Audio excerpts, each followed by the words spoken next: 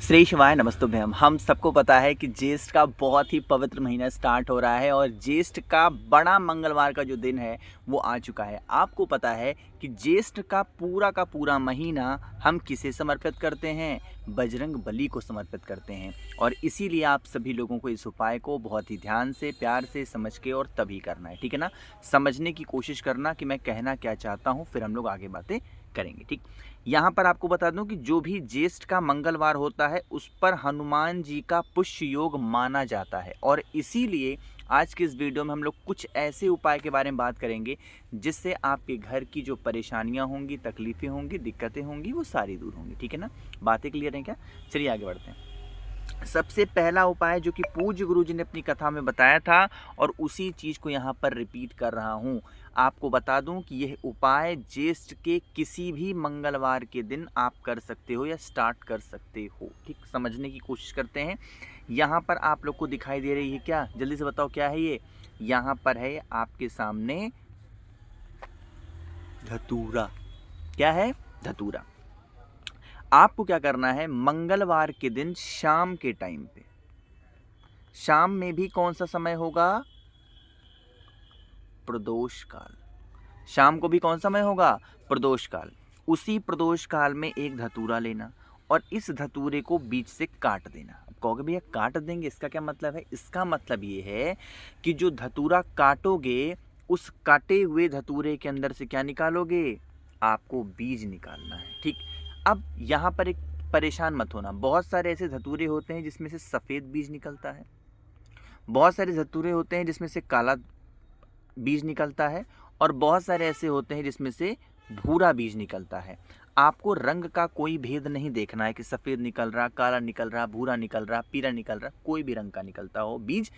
हमें सिर्फ धतूरे के बीज की ही आवश्यकता पड़ेगी। जब धतूरे के बीज को निकाल के रख लो तो ये जो बाकी का पोर्शन है इसको उठा के किसी ऐसी जगह फेंकना किसी का पैर ना लगे या कोई जानवर खाए नहीं, ठीक।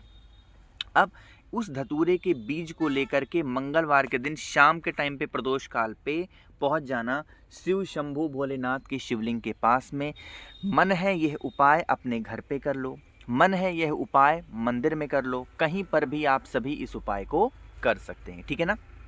अब यहाँ पर मेरी बात के बाद में दूसरा काम क्या करना है, भोले बाबा के शिवलिंग के ऊपर ही समर्पित करनी है। अब एक चीज़ का पहले ध्यान रख लो, ठीक।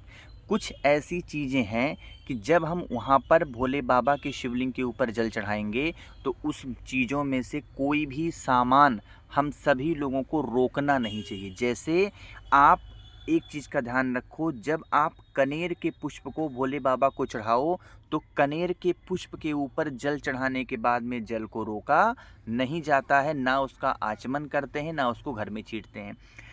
धतूरा चढ़ाओ या धतूरे के बीज को चढ़ाओ तब भी जल को रोका नहीं जाता है, ना तो आचमन करते हैं, ना तो घर पे छींटा करते हैं, ठीक। जो वो आंकड़ा होता है जिसको प्यार से मदार भी बोलते हैं, आंकड़े का पुष्प हो या मदार का पुष्प हो, मदार का पत्ता हो, जब भी उसे समर्पित करेंगे तो जल चढ़ाने के बाद में कभी उस जल को रोकेंगे नहीं और इस चीज़ का भी विशेष ध्यान देंगे, ठीक है ना। इतनी बातें मेरी आप लोग को समझ में आ रही हैं क्या? जब इतनी चीज़ें समझ में आ गई तो अब आपको ये भी समझ में आ गया होगा कि अब यहाँ पर जो हम धतूरे के बीज को चढ़ाएंगे उसको समर्पित करने के बाद में जो जल चढ़ाएंगे उस जल को यहाँ से रोकना नहीं है। नियम समझो, जो भी आपके पास में धतूरे का बीज है आप भोले बाबा के शिवलिंग के ऊपर रख करके और यहाँ अपना दाहिना हाथ राइट हैंड को रखेंगे और यह विनती करेंगे, यह प्रार्थना करेंगे कि हे शिव शंभू, हे भोलेनाथ, हमारे घर में, हमारे परिवार में ऐसे संकट है, परेशानी है, समस्या है जो कि ख़त्म नहीं हो पा रही है। आप हमारे घर से, परिवार से इन सभी समस्याओं को दूर करें। ऐसे विनती, ऐसे प्रार्थना कर लेना और फिर वहाँ पर एक लोटा जल चढ़ा देना। जल चढ़ाने के बाद में यही जल बहता हुआ जलाधारी से नीचे गिरेगा, जल को रोकना नहीं होगा, ठीक है ना। जो भी व्यक्ति मंगलवार के दिन शाम के टाइम पे प्रदोष काल में इस उपाय को करता है उनके घर में, परिवार में किसी भी रूप में कैसा भी संकट, परेशानी, समस्या नहीं आती है। बातें क्लियर हैं? चलिए आगे बढ़ते हैं। ज्येष्ठ के मंगलवार पे ही करने वाले हम लोग दूसरे उपाय की तरफ, जो कि आप सभी को करना है तांबे के लोटे के साथ। बहुत ही प्रीमियम क्वालिटी का बहुत ही प्यारा सा तांबे का पात्र स्क्रीन पे आपको दिखाई दे रहा है। अगर ऐसा ही पात्र आपको चाहिए तो नीचे लिंक डिस्क्रिप्शन में है, या फिर आपको यहाँ पर दिख भी रहा होगा।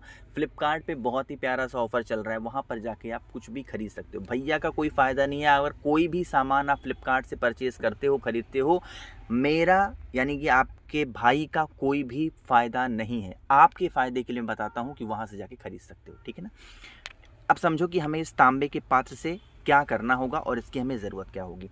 बहुत सारे आज के टाइम पे लोग हैं जो कहते हैं कि भैया हमारे घर में कष्ट बहुत ज़्यादा है और उन कष्टों से हमको छुटकारा नहीं मिल पा रहा है। तो अगर आपके घर में, आपके परिवार में, आपके जीवन में कष्ट बहुत ज़्यादा है तो उसके लिए आप इस उपाय को करेंगे। नियम क्या कहता है? नियम कहता है कि इसके लिए एक तांबे का पात्र ले लो, ठीक है ना। तांबे के पात्र में आपको दो सामान डालना है। पहला तो जल डालोगे ही डालोगे, दूसरा आपको गंगा जल डालना है। और इतना डालने के बाद में आपके पास में होना चाहिए क्या? जल्दी से बताओ। बेलपत्र होना चाहिए। बेलपत्र बहुत ज़रूरी है शाम के टाइम पे प्रदोष काल में। इस बेलपत्र को कलश के अंदर ही डाल देंगे, जल और गंगा जल में। फिर आप इस कलश को यहाँ से उठाएंगे और उठाने के बाद में बजरंग बली के पास में ले जाके रखेंगे। अब जो हनुमान जी हैं वो कहाँ पर ले जाके रखोगे? मतलब आप अपने घर पे लेके जाओगे या मंदिर में रखोगे या फिर कहाँ पे रखोगे? तो आप कहीं पर भी रख सकते हो। मन है बजरंग बली के पास में मंदिर में रखो, मन है बजरंग बली के पास में घर में रखो, वॉटेवर जहाँ पर भी आपको सुविधा है वहाँ पे रख सकते हो, पहली चीज़। दूसरी चीज़, आप जो कलश के अंदर रखा हुआ है उस कलश के जल को उठाएंगे, भोले बाबा के शिवलिंग के पास जाएंगे। यहाँ पर पहुँच करके जल को भोले बाबा के शिवलिंग के ऊपर इस प्रकार से समर्पित करना है कि जो बेल पत्र है वो शिवलिंग के ऊपर गिरने ना पाए। रिपीट कर रहा हूँ, जो कलश के अंदर बेलपत्र है उस कलश के जल को ऐसे समर्पित करना है कि वो शिवलिंग के ऊपर जो जल ही सिर्फ चढ़ाओ, बेलपत्र समर्पित ना हो पाए। जब जल पूरा समर्पित कर दो, अब आपके कलश के अंदर का जो एक बेलपत्र है उसको उठाना। एक नाम है भोले बाबा का, यहाँ पर प्रभु राम का स्मरण करना है, क्योंकि हनुमान जी के पास में क्या रखा था आपने? तांबे के कलश में जल और जल के अंदर बेलपत्र को। तो रामेश्वर महादेव का ध्यान करते हुए आप सभी लोगों को जल को समर्पित करना है। इतनी बातें क्लियर होगी क्या? अब इतना सब कुछ क्लियर तो आपको हो ही गया है।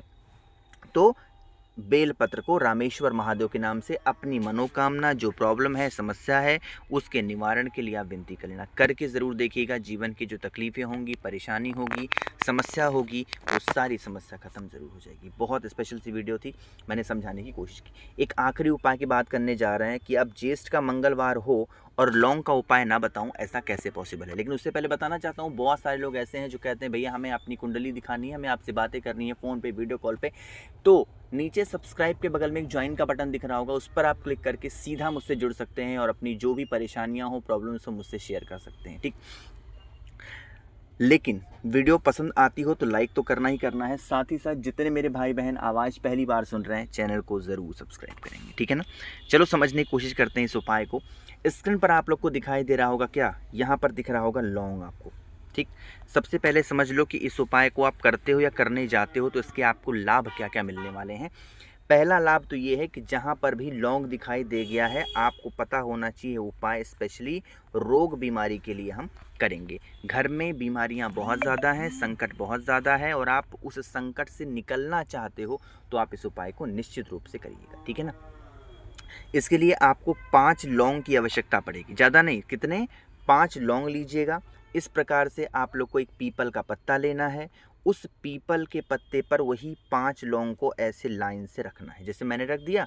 ऐसे आपको 5 लौंग को 1, 2, 3, 4 और 5 लौंग को ऐसे लाइन से रखना है। फिर आप इस पीपल के पत्ते को उठाएंगे। आपके घर के पास में कोई भी नदी हो, तालाब हो, सरोवर हो, कुआं हो, बावड़ी हो, वहाँ पर चुपचाप लेकर के जाना, और जो भी आपके घर का इंसान बीमार है उसका नाम और गोत्र बोल करके उस पीपल के पत्ते को उस नदी, तालाब, सरोवर, कुआं, बावड़ी में क्या करोगे, आपको प्रवाह कर देना है, आपको विसर्जन कर देना है। इस उपाय को करके देखिएगा, आपके घर की जो रोग होगी, बीमारियां होंगी, परेशानी होगी, समस्या होगी, वो ज़रूर ख़त्म होगी। ठीक, तो मैंने जो भी चीज़ें मुझे पता थी, जितनी चीज़ें मुझे समझाना था, आप सभी को बता दिया है। कोई चीज़ें क्लियर नहीं हैं, समझ में नहीं आई हैं, नीचे कमेंट सेक्शन में पूछिएगा, मैं पूरी कोशिश करूँगा रिप्लाई करने की। मेरे जितने भाई बहन आवाज़ आज मेरी पहली बार सुन रहे हैं, चैनल को ज़रूर सब्सक्राइब करेंगे। बार बार कह रहा हूँ, अगर आपको मुझसे बातें करनी है, नीचे ज्वाइन का बटन दिखाई दे रहा होगा सब्सक्राइब के बगल पे, उस पर क्लिक करके आप मुझसे ढेर सारी बातें कर सकते हो। ठीक है ना। श्री शिवाय, नमस्तुभ्यम।